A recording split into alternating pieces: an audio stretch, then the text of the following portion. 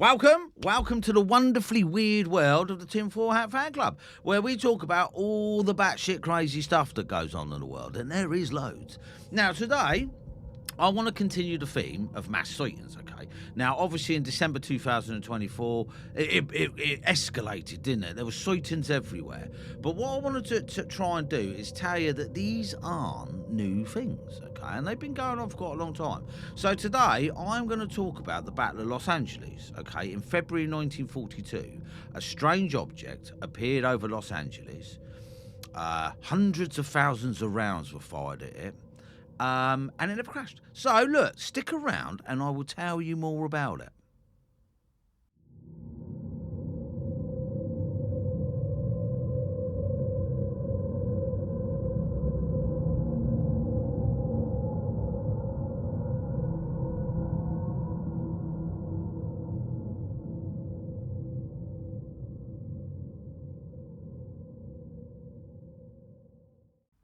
Okay, thanks for sticking around. I really appreciate it. Right, the events in the early hours of the 25th of February 1942 has been over-sensationalised several times in Hollywood movies. And perhaps because of this, there can be a tendency to forget the incident was very real, okay, costing several lives and offering up one of the most famous pictures in UFO history. And perhaps more importantly, still remains unexplained. Well, at least to any satisfactory degree, okay? Now, taking place only months after the brutal attack on Pearl Harbor, an incident that would drag the United States into the war raging through Europe, the entire United States was already on high alert. And this was particularly so with cities along the western US coastline of the Pacific, all right? Now, whatever was moving along the coastal region of Southern California, a journey that would see the strange object pass over several Los Angeles districts, the United States military were unearthed enough to open fire, okay? And the gunfire and artillery would continue for several hours, right? So bear this in mind as I'm telling you this story, right? Now, certainly not the behaviour of trained soldiers, and perhaps more to the point of experienced commanders who authorised such a preemptive strike for something that skeptics to the incident was claim was simply a weather balloon, or even worse, the planet Venus. Now, the Battle of Los Angeles, sometimes referred to as the Great Los Angeles Air Raid, is one of the most intriguing and possibly important nights of the 21st century, well, the 20th century, sorry, if you're into UFOs, okay? Right, let's get into it then. On the 23rd of February 1942, Alwood Naval Base came under sudden attack from Japanese forces. Now, the attack would last around 20 minutes before the Japanese forces turned and retreated from the area. And I think they were trying to bomb a fuel depot, okay? Now, what is perhaps of interest here is in the wake of the attacks at Alwood, naval intelligence would announce to all relevant chains of command that another attack was imminent. In fact, it could be to be expected within the next 10 hours. So obviously something was being tracked on radar, right? Now, later that evening, numerous reports of flares and blinking lights that we would probably call orbs now would surface from locations around several defence plants around the California coast. Now that we're in 2024, we know that UFOs are buzzing military bases, okay? And it's nothing new, is it? Now, by 7:18 p.m, a full alert was issued. However, by 10:23, it appeared any perceived threat was a false alarm and the threat level was lowered, right? But that reprise wouldn't last long. So whatever they had spotted on radar maybe disappeared because they'd lowered the threat level. But they'd obviously returned, okay? Now, it was just after 3 a.m. when residents of Los Angeles were cruelly dragged from their sleep due to the wailing sirens announcing an attack, right? When the automatic gunfire announced itself at sporadic but regular bursts, it didn't take long for citizens to recall images from Pearl Harbor that was only little over, 2 months earlier. So you'd really be on edge, wouldn't you? Indeed, Many families, at least those who had them, would immediately take to their various bomb showers. Right now, unbeknown to the confused and increasingly panicky residents of the city of Los Angeles, was the US Navy radar had picked up an unidentified object around 120 miles to the west of the city and had been tracking it since shortly after midnight. Now, by 2:15 a.m., anti-aircraft stations were put on standby.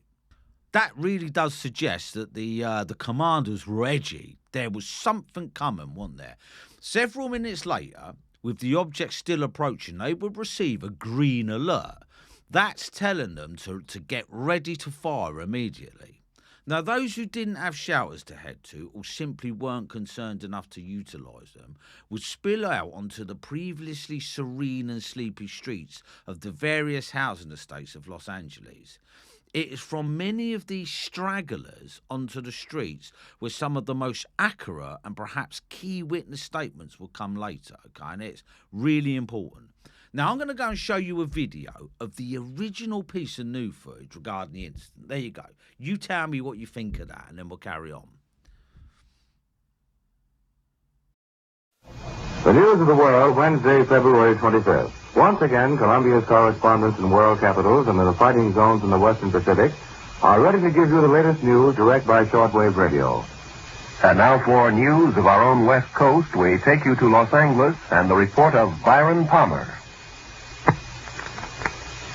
Anti-aircraft guns went into action against unidentified aircraft in the Los Angeles area shortly after 3 a.m. Pacific wartime this morning. The anti-aircraft guns began barking during a blackout ordered by the 4th Interceptor Command at 2:25 a.m. The unidentified object, which some sources thought might be a blimp, moved slowly down the Pacific coast from Santa Monica and disappeared south of Long Beach. Army officials declined to comment on the possibility that the object might have been a blimp. However, it required nearly 30 minutes to travel some 25 miles, far slower than an airplane.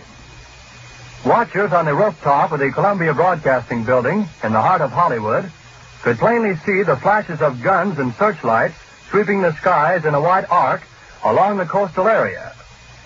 Concussion of the shells could be felt in downtown Los Angeles, 15 miles away.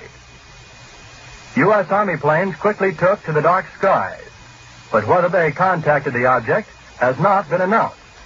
Army officials say they will not comment until they receive a full report of the action.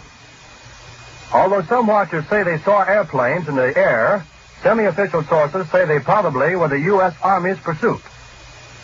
Several observers say they saw one or more planes spotlighted by 20 or 30 searchlights. The object moved southward, presumably over Huntington Park at the western edge of Los Angeles, and on southward to about Long Beach on the coast.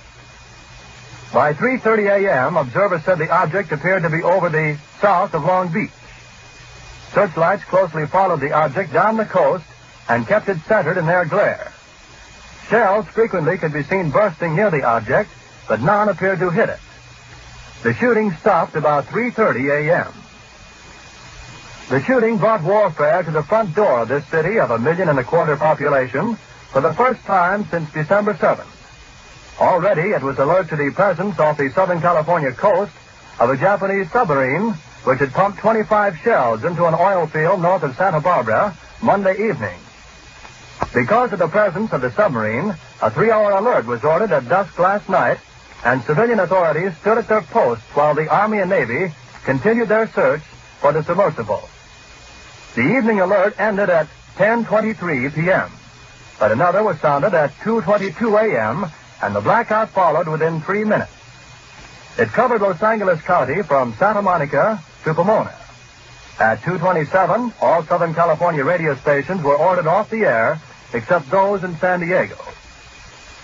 Approximately 20 minutes after the firing died down, the ship returned and headed westward from Long Beach toward Santa Monica. The guns went into action again, hurling round after round of shells at the object. The second barrage appeared to be closer to downtown Los Angeles, since watchers could hear the concussion of the guns more clearly, and the flash of bursting shells was brighter. Then the ship disappeared for the second time, over the ocean. We return you now to CBS in... Okay, what do you think? What do you think of that? Right now, what many people who stepped from the houses first noticed was, despite the barrage of automatic fire heading skywards from the ground, there was no enemy fighters flailing in flames to the ground below, okay? In fact, it didn't appear that there were any planes at all in the sky at that moment. Nothing swooping and descending, nothing sending short rattles of fire downwards, you know. You can imagine, can't you? What many did see, however, was a vague shape of a huge oval object. Okay, and I'm going to stick a rough picture there for you, to give you some idea, okay? An object that appeared to be the target of the military's automatic gunfire. Except, right, nothing seemed to impact on it. Instead, it appeared as though some kind of invisible shield was around this equally mysterious object, okay? So the witnesses can clearly see what is an oval object. They can clearly see it's being fired on, but it's not making any dents.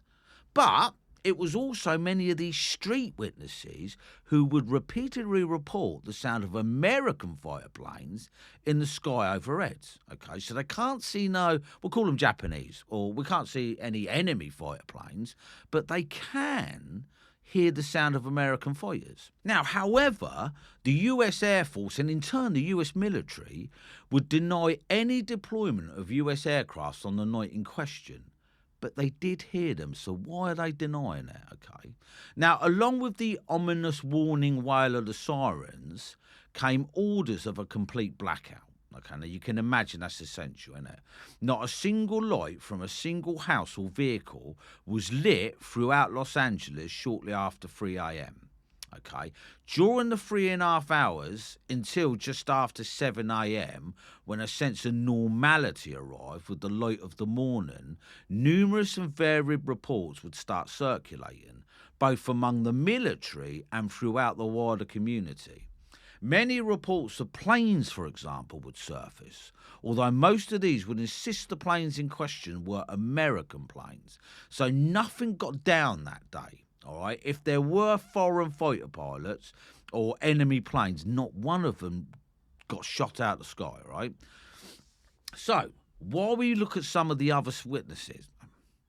Okay, right, now, there's a witness called Kate that I want to go through, okay? There were numerous witnesses, but we'll talk about Kate, right? While we look at some of the other witness statements from the incident, one of particular interest is that of a woman called Katie, who at the time was an interior designer and an artist who worked with many of the Hollywood stars, right?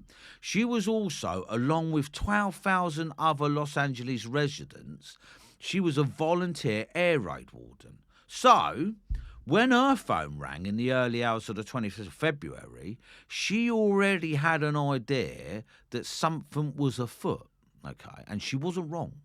So as she picked her phone up, on the other end of the line was a district air raid supervisor. There was, they said, an immediate alert. Now, rather more intriguing, they wished to know if she had seen anything unusual in the sky, more specifically near to her house, right? Now, Katie lived not far from Santa Monica on Los Angeles' west side. Upon being asked a question, she walked over to the window of the room she was in. She would later recall to UFO investigator Jeff Rentz, and I will try to find him if I can, and I'll put him up there. She said it was huge. It was just enormous, and it was practically right over my house. She said, I have never seen anything like it in my life. She would continue that she says it was just hovering there. She would remember that whatever the object was, it was a lovely pale orange. And although it had an eerie quality to it, it was, this is her words, the most beautiful thing she had ever seen. Partly because there was no other competing light due to the blackout, the object would shine spectacularly in the dark black sky. It was around this time that the US military searchlights found the object with the glare, okay? And this is where it starts kicking off. Like many other witnesses, Katie would declare with absolute certainty they sent fighter planes up, and I watched them in groups approach it and then turn away. So she saw the fighter planes that the government and the US military refused to accept they was there. Now, she would further recall how the planes were shooting at it, but it didn't seem to matter. According to Katie, the planes would make several approaches, but they would suddenly retreat. Then the ground artillery began to fire. So much firepower was sent upwards, it was like the 4th of July, with the military firing like crazy. All right, that's what Katie said.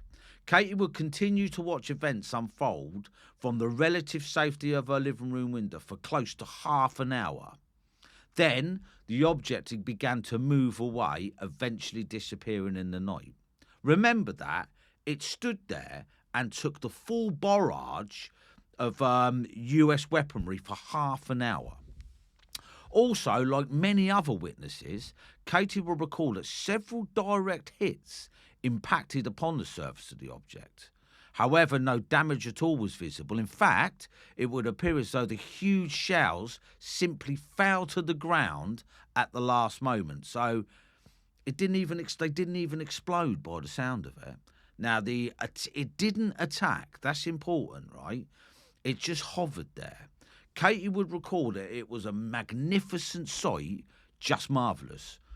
So it was. She saw something, and it wasn't Venus, was it? Now, there's another witness, right? Retired anthropology professor Scott Littleton, who was only a young boy at the time and whose father was also an air raid warden, also had an almost perfect view of the incident. He would describe the object as like a lozenge, with artillery shells exploding all around it. Also, like Katie, he would claim the very real presence of American fighter jets. So we can definitely say they were there, can't we? Now, in fact, Littleton would prove to be a strong voice over the decades that followed regarding the encounter. Indeed, he just may prove to be one of the key witnesses to that winter's evening in February 1942, because he didn't let it drop. So, although Littleton was only a young child at the time of the incident, that most bizarre night is burnt on his mind. Littleton would become a college professor of anthropology from 1962 until his retirement 40 years later in 2002. His studies and teachings took him across a wide range of mythology and folklore. Also of interest to him was the question of UFOs and alien life. Okay, so keep that in mind while we're talking about him, okay? Littleton would describe the Battle of Los Angeles as the night that a UFO was fired upon by the US repeatedly and with no apparent effect. He would witness the events from near his home in Hermosa Beach, okay? With the events of Pearl Harbor still fresh in everyone's minds, you can imagine, can't you? Residents of California were only too aware of their location on the coast. To them, the threat of invasion was still palatable, if not imminent, in the minds of many. In fact, even military sources and intelligence would suggest such a bombing campaign, likely from the Japanese, was inevitable, okay? Because they're on the coast, aren't they?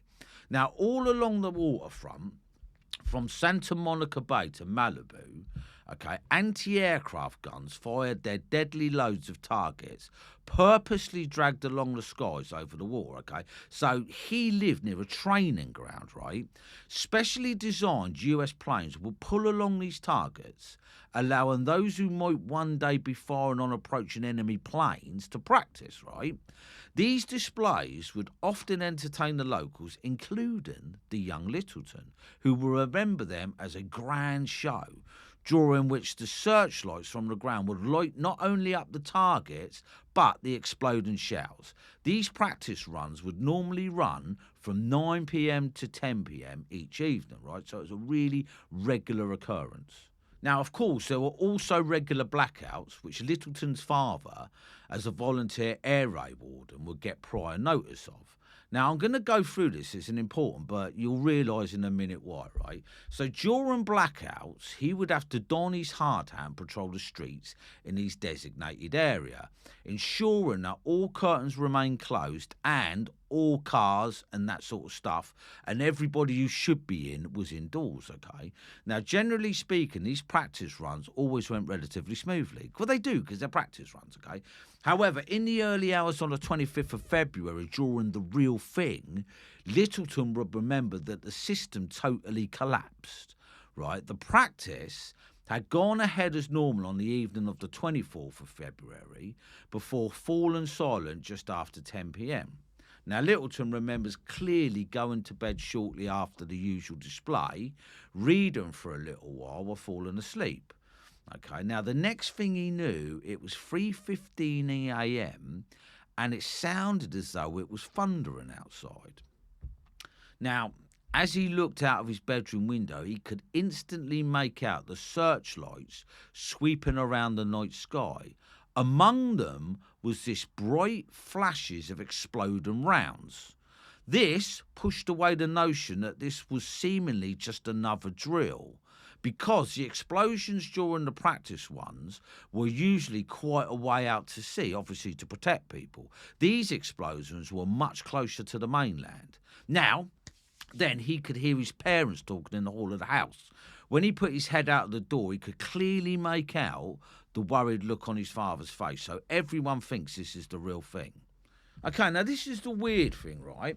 According to Littleton, his father couldn't understand why he or other local air raid wardens didn't receive words. Whether it was a drill or a real attack, all local air raid wardens should receive notification to attend their positions. Otherwise, why are you training, right? Now, this could be an interesting point. Littleton's father would place several phone calls to the Civil Defence Headquarters in a bid to find out some information. Nobody, however, would pick up. He would make the decision to take to the streets as per his duties of his own accord in the absence of his superior commander, right? It would apparently turn out later that although the alarm was raised sometime between 2:15 and 2:25, someone forgot to notify local air raid wardens, so nobody was told about it. However, as we remember, if you remember Katie, she was notified a little after 3 a.m. In fact, she would receive questions whether she could visually see anything from her position. Now, this is simple speculation, of course, but might it have been a purposeful decision to keep as many of the air raid wardens inside? Do you know what I mean? Maybe to reduce witnesses to what was really hovering in the sky. What do you think? Well, look, regardless of the reason, after Littleton's father had been outside for a short while, he returned even more concerned than before. Now, he said he thinks this might be the real thing, and he would declare, as he ushered his family down to the basement, that we should go down there and protect ourselves, or at least his family anyway. Now, while the Littleton household squeezed into the cramped basement, Littleton's father would return to the street. Right? When his mother decided to go up and see what was happening around 10 minutes later, Littleton discreetly tagged along. Okay, he crept out with his mum. Now, the pair made their way to the doorstep of the house and then stood there watching the fascinating events unfold above them. Now, each of them stared up at a silver lozenge-shaped bug that glowed brightly in the searchlights that had converged upon it. Now, for several moments, the object simply hung motionless in the air, seemingly happy to take the apparent pounding from the constant barrage of gunfire and heavy artillery from below. And then, maybe it got bored, it began to move slowly. It would head towards Redondo Beach, southeast from their direction. They would watch it for several minutes before it disappeared out of sight. Now, okay, that's the Littletons, right? Although it disappeared from the Littleton site, as the object passed over Redondo Beach, a 5-year-old child, Tika Caravas, would witness it pass over his family home. Now, the rest of the Caravas family also witnessed the incident, with Tiki's father even attempting to follow the craft in his car in case it landed. However, instead of landing, the object would begin to rise again. It would head south off the beach along the coast where the LAX airport stands today before passing over an oil refinery. Carvarus would recall how, despite the time, almost everybody on our whole block who could got up to see what was going on. Now, despite the intense barrage of anti-aircraft fire, the mysterious object escaped unscathed. Now, Littleton, who for obvious reasons would have an intense interest in the case and had performed his own investigation in it, would take particular exception that the entire episode, including the barrage of fire from the US military, was nothing more than just a balloon that had strayed off course. In fact, he would state that this official explanation is almost impossible. Okay, remember, most of the sightings and the bulk of the shootings took place in the Santa Monica area of Los Angeles, right? Littleton's research shows that the only place in Los Angeles where such balloons were used are south of Santa Monica in El Segundo. Now, Littleton would explain that this would mean, assuming there was a missing balloon, and there were no reports of any missing or stolen balloons around that night, it would have to find its way perfectly northwards towards Santa Monica. And more importantly, once at its destination, it would then hover in the same spot, somehow absorbing the firepower of the anti-aircraft guns below for close to 30 minutes, and then just calmly moving away in a different direction from where it arrived. So we are not going to buy that it was a weather balloon. Sorry, government, we're not. Okay. Now, this photograph behind me, right, this is the famous photograph. Okay, and I'm going to tell you how it turned out, right? Okay, then, let's talk about the photograph, right? As events were unfolding, a reporter of the Los Angeles Times newspaper received word that something was happening near Santa Monica.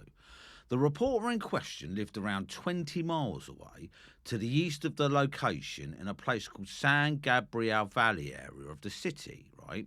He immediately dressed, jumped in his car and made his way cautiously through the now blackened roads. Unable to use his headlights in case he attracted the attention of the police, the military, or the air raid wardens who would order him inside or arrest him. So he really wanted to check this out, right? He arrived close to his destination shortly after and settling near the Baldwin Hills. The reporter could clearly see the object caught in the collective glow of the several searchlights on it. He jumped out of his car, the gun sounding immediately louder as he did so, and he pointed his camera and snapped the scene above him. That one. He snapped the picture shut, and by the 26th of February, the image would run in the Los Angeles Times newspaper. Now, as you can imagine, millions of people around the world would study this picture over the years. Does it show an alien craft withstanding an intense barrage of US military firepower? What do you think? Although there has been accusations of touching up of the photograph, it is indeed a genuine image. These touch-ups are in reality simply changing of contrast as such to provide the image with more clarity for newspaper print. So they have had to touch it up, otherwise it wouldn't have had the impact it's got. As you can see from the image, it certainly appears as though the reflective glow from a disc-shaped craft is clearly visible. So what do you think? So what do you think? I would imagine at the time you could be excused. You know, all these people that are manning the guns, they can be excused for having itchy trigger fingers, okay? It's wartime. You are all tense, okay? But you have to give the Army, the Navy and the American Fighting Force more credence than simply saying that all they did was fire on a weather balloon. Oh, my God, Venus. I mean, the commandos, the people on the guns, they deserve more respect than that. They are not going to fire at Venus. Okay, well, look, this was The Battle of Los Angeles in 1942. Okay, the reason we're doing this is to show you clearly that 2024's UFO sighting, even though it's massive, I personally think a lot more people were looking up in the skies because of the drone situation. Okay, they have been here before, and there are plenty of sightings to talk about. So next week, I will go through, I think, the 1947 wave, and the bloke who spotted the 9 UFOs that started all of it off. Okay, so look, check in, see what you think. Please knock that notification bell, and please send me a message and we'll discuss stuff. And I will catch you on the next one. Thank you.